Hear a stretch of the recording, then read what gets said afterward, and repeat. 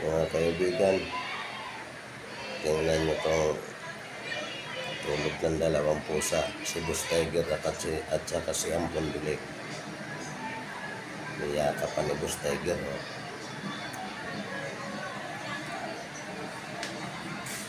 Si Dika tulog din.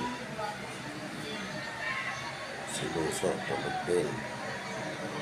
Si Kais may pinturan tulog din. Mahal na mahal ni Boss Tiger si Ampon Bilik.